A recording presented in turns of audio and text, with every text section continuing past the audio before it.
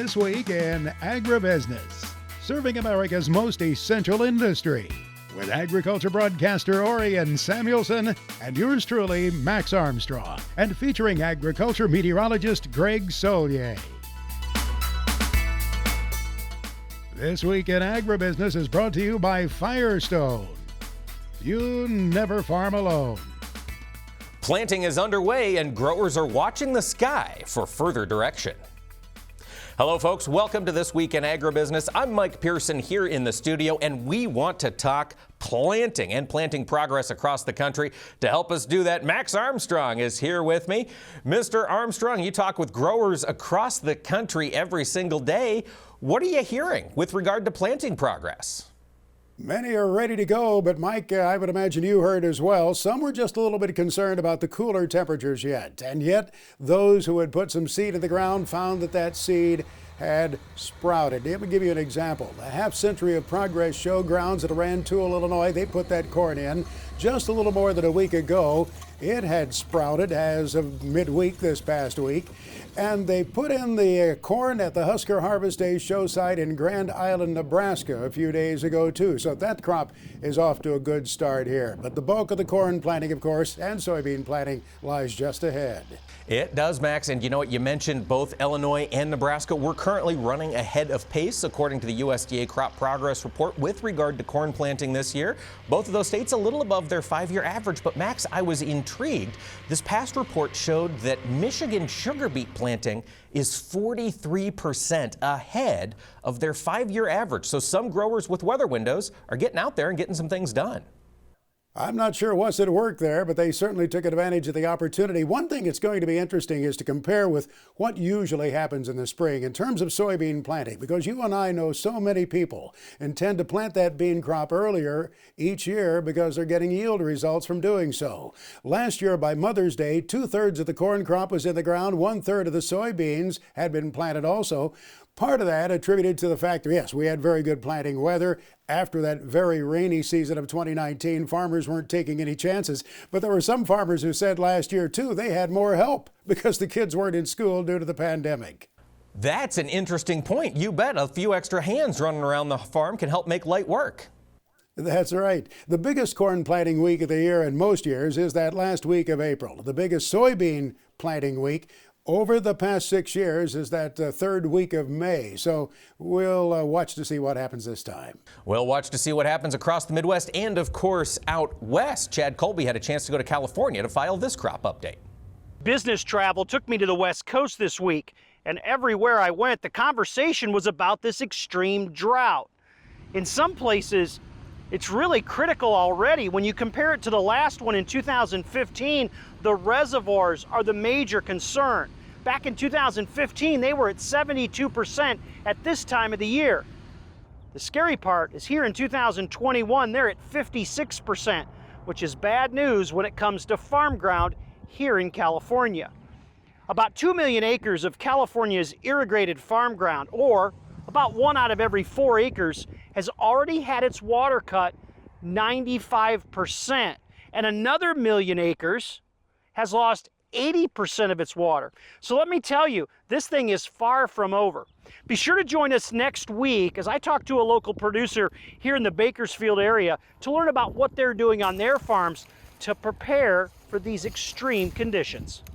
Thank you, Chad. Those are some sobering statistics when we're looking at the drought out west. 1/4 of all of California's cropland acres not going to be receiving the water they had expected.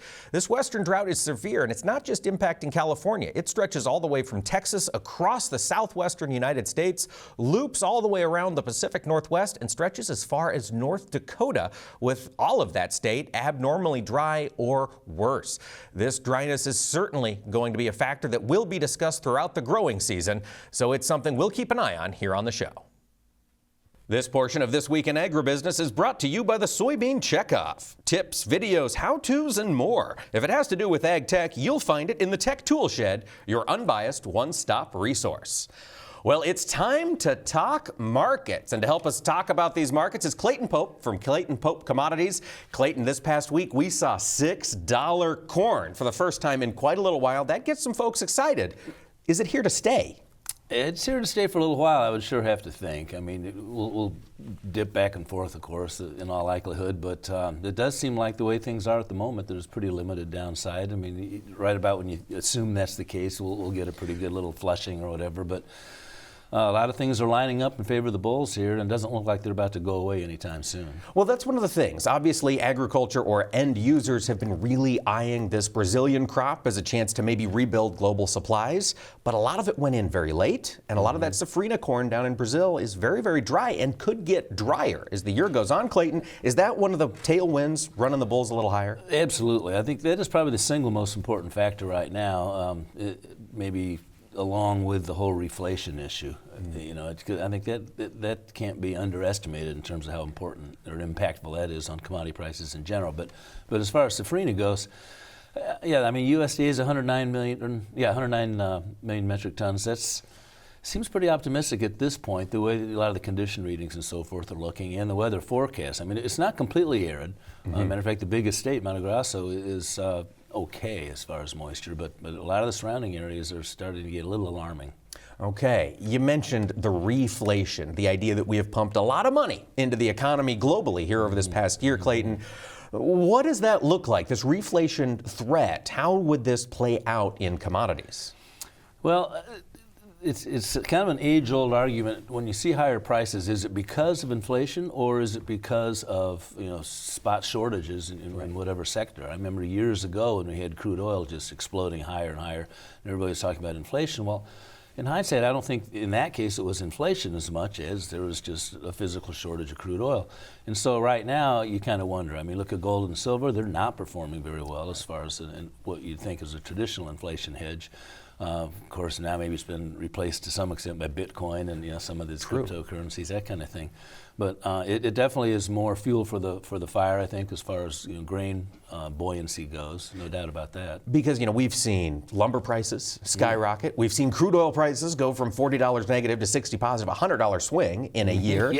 Corn prices have been climbing substantially. We haven't yet seen much reflation pressure in the world of livestock. Clayton, why do you think that is? Oh, I don't know. Have you looked at a hog chart lately? Oh, true. Really good point. That hog market is amazing. That's a really good point. Historical extremes. I mean, it just will not go down. I mean, it actually did touch limit down 3 or 4 days ago, but it didn't quite settle there. The next day, boom, right back up again to some extent. So, but again, is that inflation? I don't think that particular case. I mean, it's helping, no doubt. It's a factor, but I think the hog balance sheet is bullish. I mean, there's no arguing there. It is certainly bullish. There's a lot of supply drawdown last year through COVID, and now, of course, we're seeing very strong demand.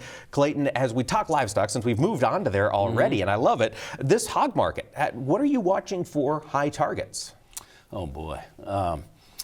I would think that we're in kind of pretty thin air at this point, really. I mean, this June is it pulled back from the highs, even though we were strong the last couple of days. It's not quite made a new high yet. My guess is we're in the final stage of that myself, just because high prices cure high prices, it seems like. They do. With that being said, would you be looking to fairly aggressively sell some of the deferred lean hogs, or just kind of a wait and see?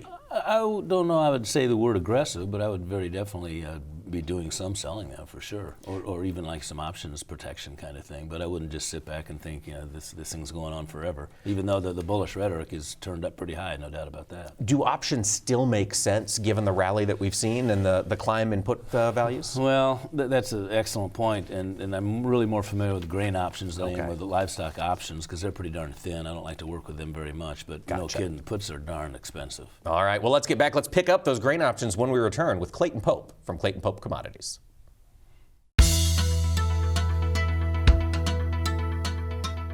Well, we are talking markets with Clayton Pope from Clayton Pope Commodities. And Clayton, we've talked corn, we've talked livestock. We've got to talk this soybean market, because you mentioned the demand drivers are out there. We've certainly seen that in soybeans. But now that other, supply source, Brazil, is starting to get their beans shipped. What's your outlook here on old crop soybean prices over the next couple weeks? Well, that is a very dicey situation, Mike, no doubt about that. I mean, you get so many variables still big at play, even though the production issue is solved for right now. I mean, it wasn't very long ago people were talking disaster with Brazil's crop, and look at that thing. I mean, 135 million metric tons and maybe growing from there, but the final tally's in, it's kind of leaning that way. But The thing is, I've always been preaching that we've got this escape valve for the old crop, new crop inverse, and just old crop prices in general, and that would be imports. You know, the balance sheet right now has it at 35 million bushels. You go back in other years of tightness, I mean, there's room for that to grow considerably. Maybe even as much as to 90 million bushels or something like that, which would, I mean, that'd be a total game changer. But that being said, just in the last week or two, now that Brazil's harvest is like in the final throes here, we've seen their basis really shoot up, as is typical, just like here. You know, when harvest wraps up, everything finds a home, and people got to start bidding for this stuff. As far as basis goes, and that being the case, right now it does not really pencil in at all. So that escape valve for the moment's not really there. If prices go high enough, then maybe it would be back. But so right now we've seen a big pullback in that July and oat spread, the intercrop spread.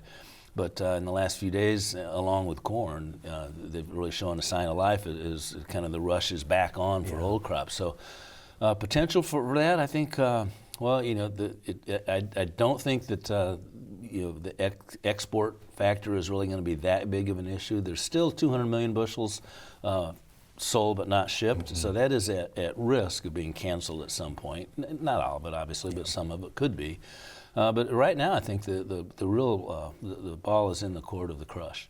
And we've got to see where that goes. And but right now, even with the high prices, I mean, screaming basis levels, these crushers still want the stuff. So I think there's a lot of support into this thing. They do want the stuff, and the demand, it seems, on the crush side has been driven primarily by the oil market, which I've heard from a lot of folks is not always the strongest stool upon which to sit a rally. Yeah. Is the focus turning to meal? I mean, we are seeing profitability on the pork side. Is there enough end user demand for meal coming back in? Well, you'd think so. It's funny, my son is in the business with me for, I think 6 years now, and over the last several years I've always told him, meal is always the leader in the bean complex. I don't trust these oil-led rallies, but not true this year, no doubt about that. So I would think that we would see that, but doggone it, we've been speculating a little bit on that oil-meal spread, and man, that is one wild spread, no doubt about that. And meal just can't find a friend. Right. It can't get above its 50-day average. Yeah. And every time it tries to rally, it gets smashed back down. And it does seem odd when you see this rush for protein, no doubt about it. But I would have to think meal's downside is pretty limited, unless for some reason beans tank, maybe because of cancellations or something like that. Gotcha. We've got to talk about the wheat market. Spring wheat acres way down this year. We've got expanding drought across North Dakota and the Canadian prairies. Do you have a high target yet for Minneapolis wheat? Boy. We all know a market that is leaning a little on the thin side compared to other markets can get some real exaggerated moves. And if there's ever a stage set for that, it'd be this year, I think. So I don't know about an actual dollar price, but you could be looking at, if that stuff really wanted to take off, 50 cents a dollar, something like that, I wouldn't be surprised at all. Okay. I have continued to be amazed by the fact that Chicago's price continues to stay so far above HRW and Kansas City wheat. It just seems bizarre. I mean, HRW seems like it's having its own issues and all that, more demand there, and it just cannot get on top of Chicago. But looking for a reason to run. Folks, that's Clayton Pope from Clayton Pope Commodities. Stay with us here on This Week in Agribusiness. Chad Colby's look at agriculture technology comes your way next, brought to you by the IBM Watson Decision Platform. Combining AI with Internet of Things data to help agribusiness increase yields, improve quality, and drive sustainability. Increasingly, American farmers are finding more uses for drones down on the farm. Last week, Chad Colby brought us half of his update on the new drones for 2021. This week, he's going to give us the other half. Welcome back to part 2 of drones in 2021. Hi, I'm Chad Colby, and I'm really excited to share a couple of those workhorse drones as we look into the spring season here. The 2 drones we're going to talk about this week are the DJI Mavic 2. This is the one with the Hasselblad sensor. And we're also going to talk about AeroVironment's Quantix drone. So first, let's jump into the Mavic. The Mavic is a great system, very robust, been around now for over a year. It's kind of my go-to drone. Price point, about $2,500. You're going to run this from your smartphone. You can run it from your tablet, whatever you want. It's got a battery life, in that 20-minute time frame. The thing that's nice about this drone is just how robust it is and how easy and compact it is for transport. It's super nice. Now this case, this one's a little bit unique because I have both controllers. This is the standard controller. This is the one you would use to use your smartphone or a tablet with. You can actually store the tablet in the bottom of this case. And then I also have what's called the smart controller. And the smart controller is really nice because in 30 seconds you can be airborne with these two devices. 2 buttons, wait for the satellites to initialize, and you're flying in 30 seconds. It takes a little longer if you got to hook up your phone or your iPad. The thing I like about the most is, though, you can do a lot of great mapping things with this drone as well, which a lot of people are doing across the Midwest. The big drone behind me, though, that's the workhorse. That's the AeroVironment Quantex, and it has VTOL technology. So that means it can take off like a drone and then lay over, fly like an airplane. You know, we've covered as many as 1,500 acres with that in one day, from 10 in the morning till 2:30 in the afternoon. You run that with a tablet, and it's so easy because you can put all your farms right in here, or your construction sites, whatever it might be. When you get to the site, push a button and it'll fly the route, and when it's done, comes back and lands. Literally a couple button clicks. As you would expect with a big battery like this, you're going to get a good flight time as well. So that's one of the great things about this. The other part of both of these systems, they're going to let you harvest data and use it in a way we've never seen before. With such platforms like Drone Deploy, you can take all this data, send it in, and get this. They've been testing it already this year. We can easily do stand counts now. So if you're not excited about some of these offerings in 2021, maybe you should revisit. I know for a lot of people, it's been a long way since we came from drones like this that cost as much as $4,000 to what we can do today with substantially less will get us a lot more. For This Week in Agribusiness, I'm Chad Colby. Thank you, Chad. Keep that beautiful drone footage coming. My goodness, it looks good on TV. And folks, don't go away. Later in the program, we'll take a look at a major motion picture that digs into grain bin safety on This Week in Agribusiness.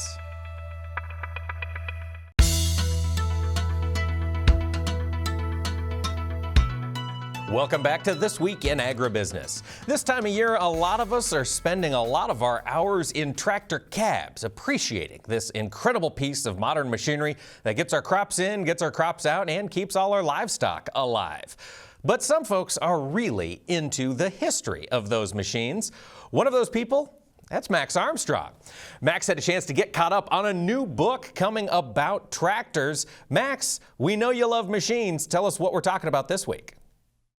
Well, of course, Mike, you know I love tractors. You know I really appreciate great tractor books. And joining us this weekend on This Week in Agribusiness, probably the best tractor author, photographer alive today, Lee Cloncher, joining us from his home in Texas. Lee, welcome to the broadcast. I would hasten to point out that back here behind me are Lee Cloncher books. There's Red Combine, Red Tractors, your book, Tractor. Now you're branching off a little different direction. Tell us about it. We're as you've pointed out, Max, we're bipartisan. We're moving into green tractors. So our newest book coming this fall is John Deere Evolution. It is a similar treatment to Red Tractors with lots of amazing images and incredible research on John Deere tractors. This covers the entire line, so from the first to the last. Amazing images. That's one thing that those of us who are big fans of Lee Cloncher have come to appreciate. The superb photography, the work that you put into your shots. And some of these were taken at the Half Century of Progress at Rantoul, Illinois last time. Absolutely. And one of the things that's really unique about this John Deere book is there's a lot of studio photography. So, and these were all studios. There's 2 studios involved in the book that were custom built. One of them was 30 by 50 feet, and the one at Rantoul was 40 by 60 feet. These were very large projects. You use a overhead light bank, which is a extremely expensive piece of kit that we love playing with, made by a company called Chimera, that provides this stunning, beautiful light. The really special thing about Rantoul was, the Half Century show. First, there's such an incredible amount of quality equipment at that show. So we were able to get some really amazing machines. The tractor on the cover is the very first 6030 built. It was actually a prototype that was supposed to be destroyed, that was rescued, and Brad Walk restored. It's so perfect. In fact, that tractor, a pair of boots have never touched the platform. When Brad gets on it, he takes his boots off. But we brought those machines into this booth, and because Half Century has big space, we were able to hang our light box, make this big space, and then photograph both on black. So some of the images are just lit with a black backdrop, and some of them we took down the backdrop. Actually, the wind took down the backdrop. That's kind of a funny story. But when the backdrop was gone, you could see the old Hangar 4 background. There was an old door and the old brick and the iron. And frankly, my entire photo crew liked those better because that's just a beautiful old building. It's got so much character. So the imagery in this book, and then we also shot at the Keller collection in Wisconsin on white. And the Kellers obviously have one of the best John Deere collections, tons and tons of first serial number 1 machines. So there's a lot of really important machines in the book that are just some of my finest photographic work, in my opinion. In your thorough research, I understand you also accessed the Dreyfus collection. What is that? Who is Dreyfus? So Henry Dreyfus was an industrial designer, fairly famous for the Honeywell thermostat, believe it or not, and several airliners and railroads. Back in the 20s and 30s, American products started being styled. So the big companies had discovered that by adding style, they could sell more. And these industrial designers in America did some just incredible work. Henry Dreyfus, Raymond Loewy at IH, a number of these guys did a bunch of these products. Dreyfus was really one of the best, and also one of the most kind of firm and ethical, just an amazing guy. So much good history in a Lee Cloncher book. How can we get one as soon as we can get one? They don't come out till fall, I understand. They don't. They'll be out September 15th. They'll be available. You can order them anywhere books are sold, but you also can go to octanepress.com and pre-order your copies now. And we've got them. The retail price of the book is $60. It'll be 288 pages, another big oversized hardcover. The retail is $60. We've got them available for $45 at Octane Press. Lee, give us the title of the book one more time so we'll know how to ask for it. John Deere Evolution by Lee Cloncher. Thank you so much, sir. Good to have you on with us as always. We'll look forward to seeing you at Rantoul at the Half Century of Progress. Looking forward to it, Max. Thank you so much for your time. Mike, he's one of the guys that'll be there in Rantoul, Illinois. We are certainly looking forward to that day, those days that we get to play at Rantoul.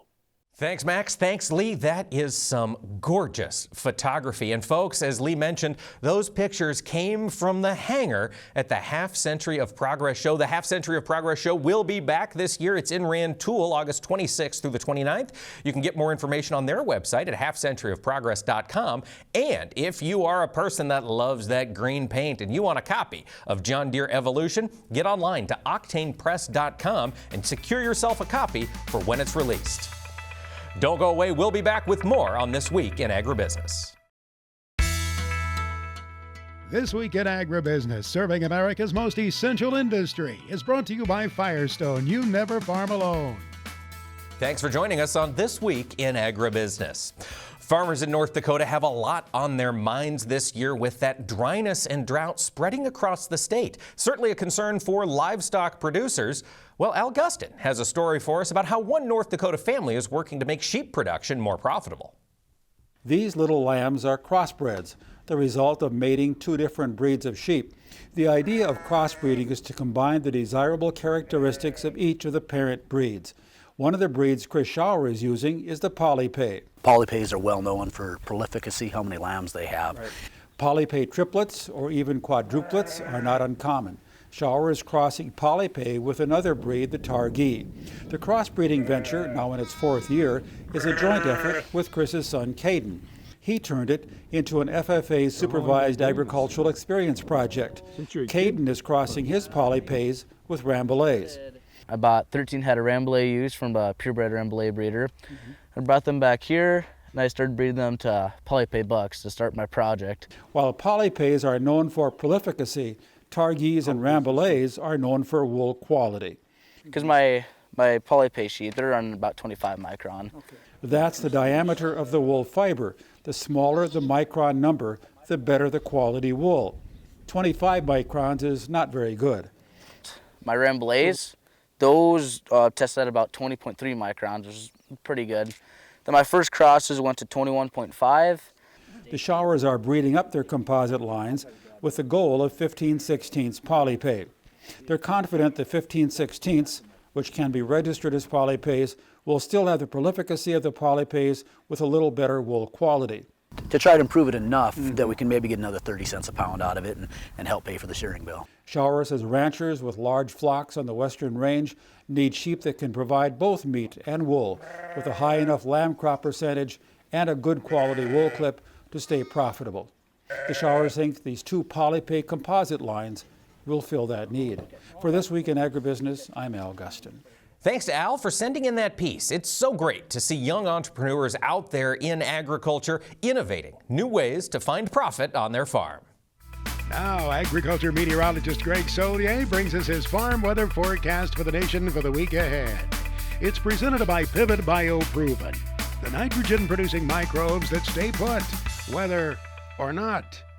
Hello again, everyone. Let's check weather for the week ahead coast to coast, and it's a pretty quiet, uneventful one just about from coast to coast, with the exception of a few locales and, of course, temperature in mind across areas of the plains to the east and south from there. Nice ridge of high pressure up aloft, sinking air, and yeah, we've had some drought improvement, primarily Cascades back to the west. Everyone off to the east, yeah, issues and more so. The bullseye here across areas of the Dakotas had a little moisture last week, some of it in the form of wind and cold and some snow, but nothing significant, and that applies to the coastal sections too. Willamette Valley, Rogue River Basin, early to middle parts of the week. A weak system comes ashore, maybe a couple of showers towards week's end from the Cascades on westward. Mild air across much of the Intermountain West, Big Sky Country. Noticeable late season chill with occurring frost and freezes last week and again this week from the Dakotas on southward. Keep an eye on the north end of the winter wheat belt with jointing winter wheat in mind. A bit of a frontal boundary cutting across parts of the Sacramento Valley, extending through the Four Corners area. It's basically dry, trying to encounter some ridging up aloft, so it's seasonal warmth desert southwest. Yeah, the irrigation concerns and the runoff are already into play across California.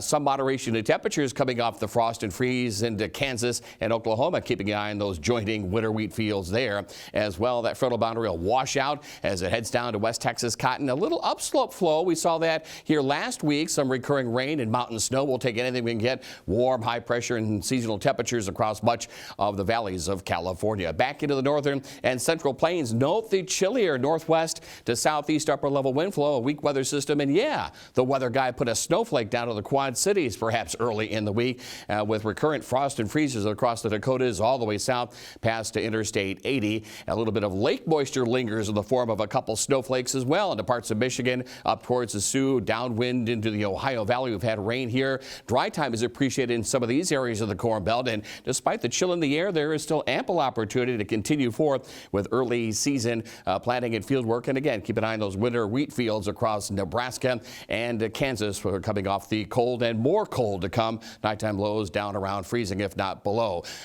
Maybe down through South Texas, a stray shower, cooler air moving into New Mexico. Again, drought ridden here. We've seen improvement to the drought here, not back to the high plains areas. This is a fairly benign weather system. Washes out across the Gulf Coast area. A weak low pressure system out towards El Paso. Otherwise cool, dry air across areas of the Delta up through the southern Corn Belt. But again, recurrent frost and perhaps brief light freeze potential continues on even into the late portion of the week. Snowflake maybe as far south as Champaign early in the week. Some lake-induced moisture as well. Fast-moving system in this chilly northwest to southeast upper level wind flow. Gusty winds across the northeast and New England. We'll see a little uptick in temperatures ahead of the next cool air surge into the St. Lawrence River Valley. Sprinkles and snowflakes continue from upper Michigan down into parts of Ohio. Again, frost and freeze potential not out of the woods there, but opportunities for field work at the same time across much of the Corn Belt. A wet weather pattern continues on through the southern plains, the southeastern states. Much appreciated and needed rainfall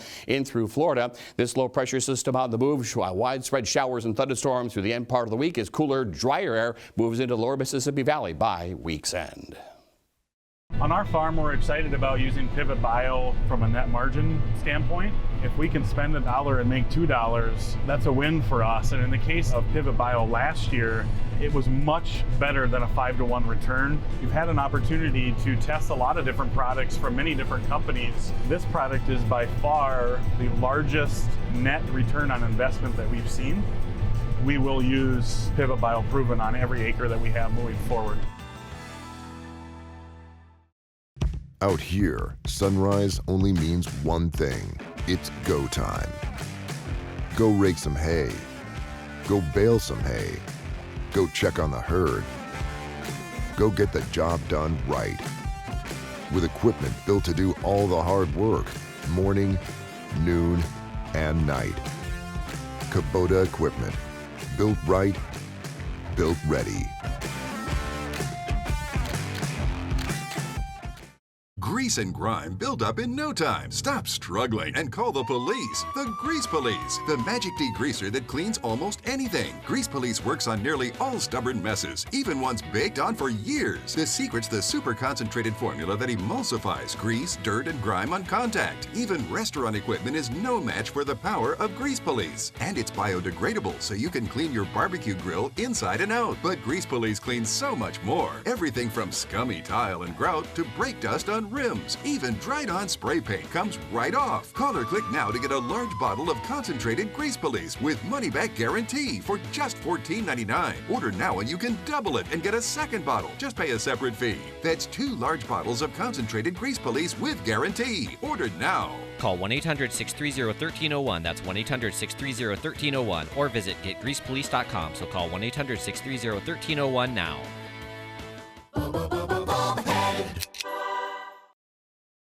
Now, Greg Solier is back with his extended farm weather forecast for the country. Presented by Pivot Bio Proven. Visit pivotbio.com to find a representative near you.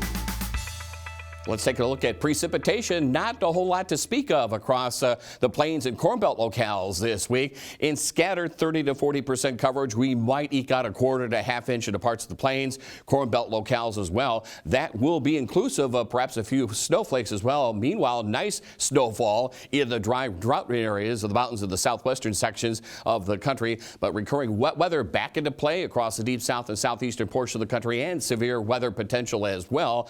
Even a couple of snowflakes into parts of the central Corn Belt. It will be the chill in the air that dominates as the week wears on, and still a chill in the air here as we move on through the beginning part of May. Ought to be running out there in the fields in pretty good fashion, but cool. A lack of soil warmth will be playing out as well in many areas of the Corn Belt, all the way down into the southeastern part of the country. Watch the potential for some late season frost here. And if you're looking for the warmth, it's through parts of Texas, the Divide Country back into California and the Pacific Northwest. Little or no improvement. We're stuck with what we've got here from a runoff standpoint.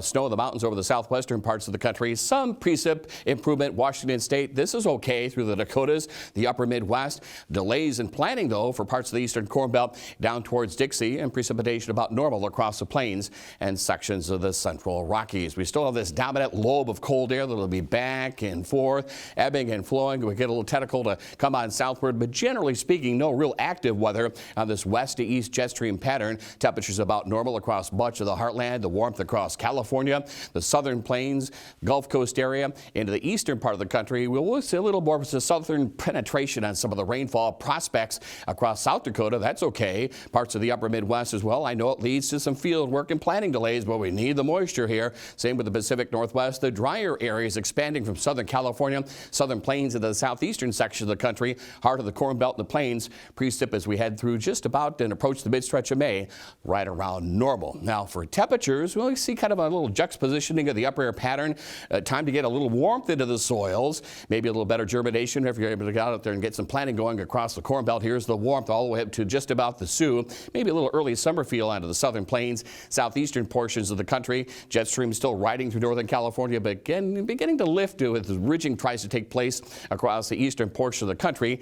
With that set up here, we see a return to more normal precip in the Pacific Northwest. Still high and dry as you would expect for this point in almost summertime. Southwestern part of the country down through Dixie. Normal precip, that's okay for now. Central and southern Corn Belt locales, an active weather pattern and delays through parts of the upper Midwest and northern sections of the complex. Recurring showers and thunderstorms, even late season snow there. Now Greg Soye is back with his extended farm weather forecast for the country. Presented by Pivot Bio Proven. Visit pivotbio.com to find a representative near you.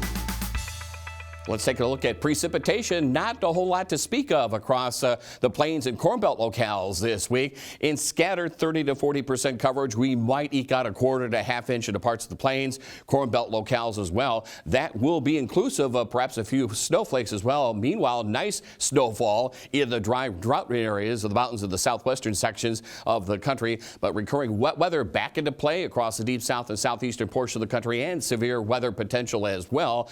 Even a couple of snowflakes into parts of the central Corn Belt. It will be the chill in the air that dominates as the week wears on, and still a chill in the air here as we move on through the beginning part of May. Ought to be running out there in the fields in pretty good fashion, but cool. A lack of soil warmth will be playing out as well in many areas of the Corn Belt, all the way down into the southeastern part of the country. Watch the potential for some late season frost here. And if you're looking for the warmth, it's through parts of Texas, the Divide Country back into California and the Pacific Northwest. Little or no improvement. We're stuck with what we've got here from a runoff standpoint.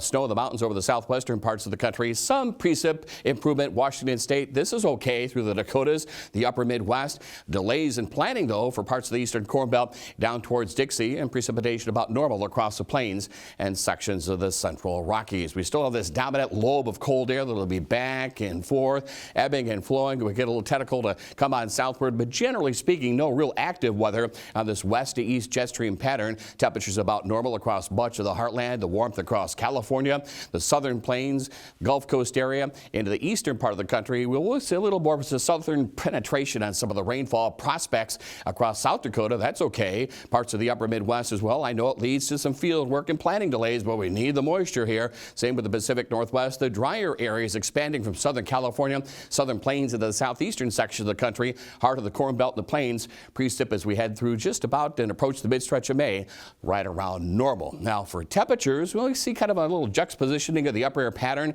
Time to get a little warmth into the soils, maybe a little better germination if you're able to get out there and get some planting going across the Corn Belt. Here's the warmth all the way up to just about the Sioux. Maybe a little early summer feel onto the southern plains, southeastern portions of the country. Jet stream still riding through northern California, but again, beginning to lift as the ridging tries to take place across the eastern portion of the country.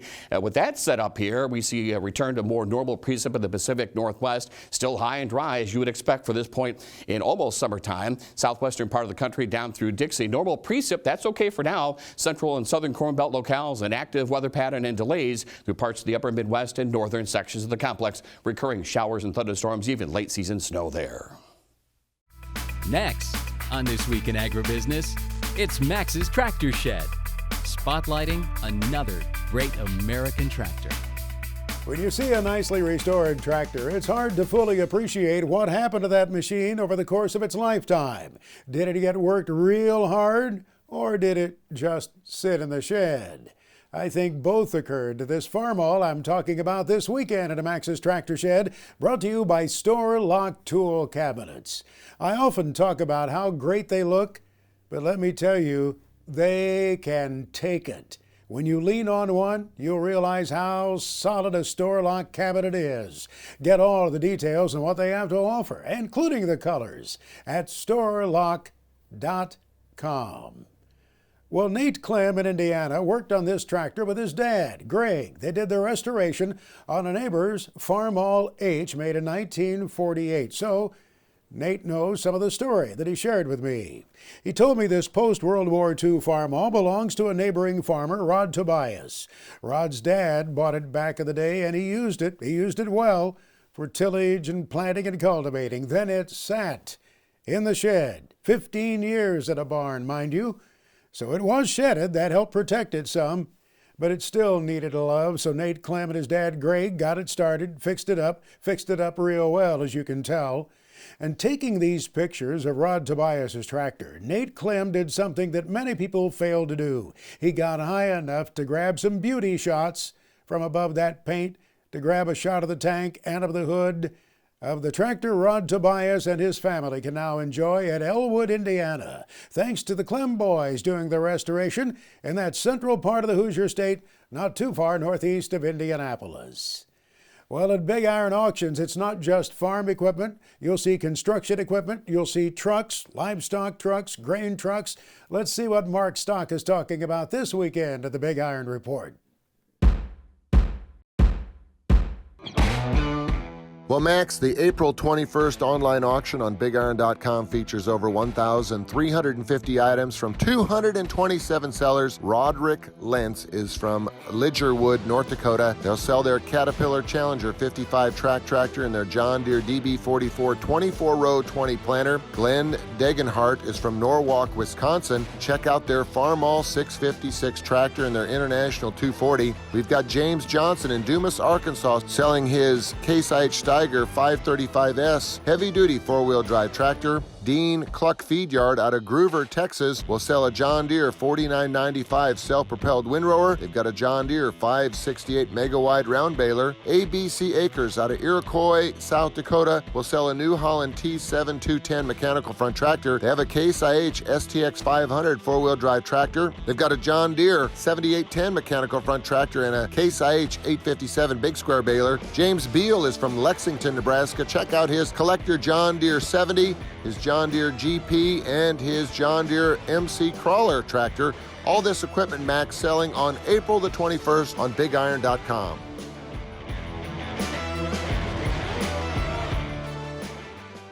The FFA Chapter Tribute is sponsored by Nationwide, the #1 farm insurer in the country. To register your FFA chapter, go to nationwidesupportsffa.com. That's nationwidesupportsffa.com. Nationwide. We stand for you. This Week in Agribusiness is proud to continue our salute to the FFA, and we're learning about the Michigan State FFA officer team. And joining us this week is Sarah Albrecht from Mason, Michigan. Sarah, what prompted you to get involved in FFA? I joined FFA my sophomore year, so I started a little later than some other people, but my older brother, Matthew, who was a state officer the year before our team, he really pushed me to be an FFA, and his amazing friends pushed me as well. And they saw something that I didn't see in myself, and I wasn't confident enough to see in myself. So that push and that extra shove really helped me become the person that I am today. Well, yeah, for somebody who's a little worried about their confidence, to have risen to be the state secretary is pretty impressive. Sarah, what happened in FFA that brought you out of your shell? Well, when I first started, I was kind of my older brother's little shadow, you could say. Wherever he went, I would go. Whatever he was working on, I would try to take a hand and help work with him. But my FFA advisor, Mr. Barnum, saw that, and I think he noticed that I could have been pushed a little bit more. So he moved seats around in the class and put me with a bunch of upperclassmen that I didn't know. And I was like a little intimidated at first. I'm not going to lie. It was a very scary moment, but they were incredible people, and I'm still friends with them all today. So that little extra shove really brought me out of my shell and made me the person that I am. And it gave me the confidence to run for chapter office and regional office and then eventually state office. And I'm so happy that I did. That's fantastic. And once your term has expired, you plan on working in education. Is that correct? Yeah, I do. I'm at Lansing Community College right now, and then I plan on transferring to Michigan State for elementary ed. All right, well, we'll keep watching for you. Sarah Albrecht, State Secretary of Michigan FFA. Now, Samuelson Says. Insight and commentary from Orion Samuelson. The most popular words in our medical vocabulary today are vaccine and vaccination. I was reminded of that in a phone call from a viewer who said, "Samuelson, tell your watchers to get their vaccination. And that got me to thinking about my history as far as vaccinations and disease are concerned, because I nearly died when I was 6 months old from whooping cough. And then a country doctor came out to the farm and gave me something, maybe a vaccination or a shot, and I'm still around today. But I also went through the polio epidemic of the mid-50s, when you didn't dare go anywhere or touch anything because you could get polio. That left some of my classmates in high school crippled for life. And then when I was 29, I got chicken pox. And after that experience, I decided to tell parents, all parents, to see that your kids get those measles, chicken pox diseases before they grow up, because the chicken pox at my age was really kind of tough. So we come and go with these events.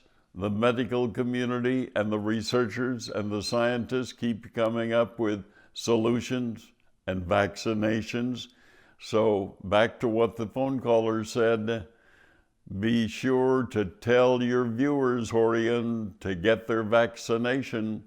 I got mine before I got on the plane to fly to Arizona.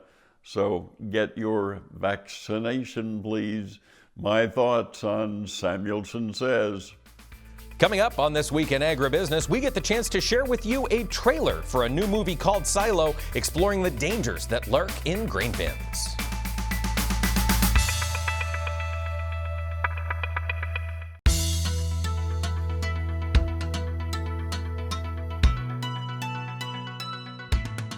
Grain bin safety is vitally important, and we get reminded of that every single year when it seems a grain bin tragedy happens somewhere in rural America. Well, that environment is getting the feature film treatment. A new movie called Silo has been in the works for a few years. It is coming out very soon, and we've got a chance to share the trailer with you right here.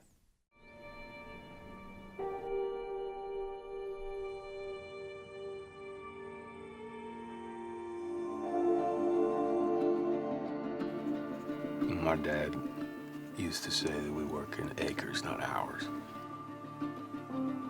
He was proud of that. Let me say this is for me. This is what I want to do. How y'all doing? Every day's a new blessing. Bye to you. He's a good kid. He's just a kid. Takes a little while. Wait for the transition. This is mean, man. Your dad will love that. I don't know about that. Hey, boys. I'll need you out here. Bin 5's going sour. Do y'all do that a lot? No, just with the newbies. I want to know why. Something so selfless and something so simple could go south so quick. Summer! Shut it off! Shut it off! There's been an accident. Code 3, 1024. That's 1.5 million pounds of corn in there. There's a lot of pressure on that kid's lungs. Standard procedure's gonna kill that kid! Bring my son back to me. Move!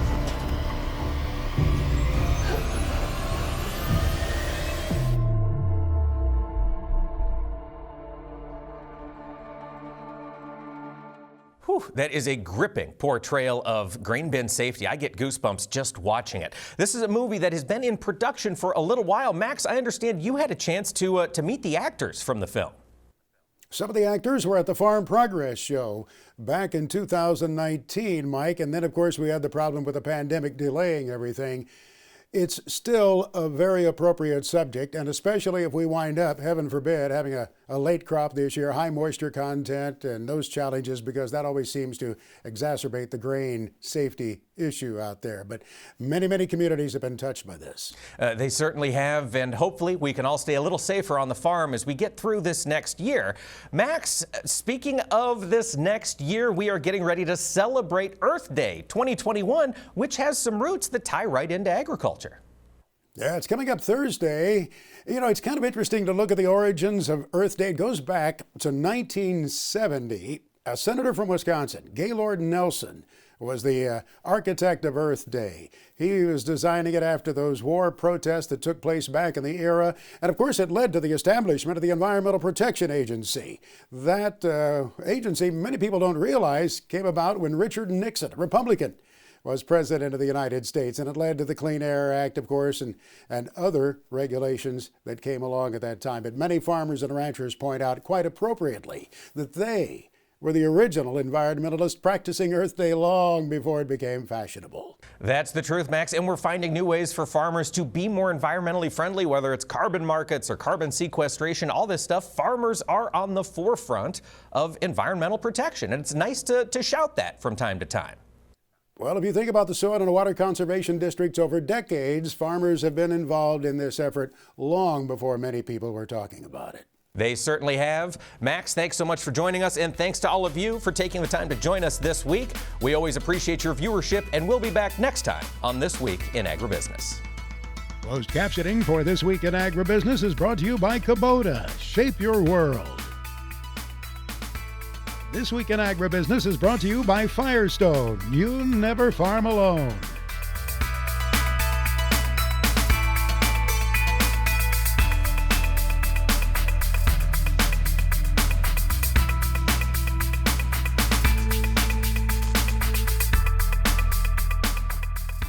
This Week in Agribusiness is produced by OMAX Communications in association with 22 Creative Group. We invite you to visit us online at agbizweek.com.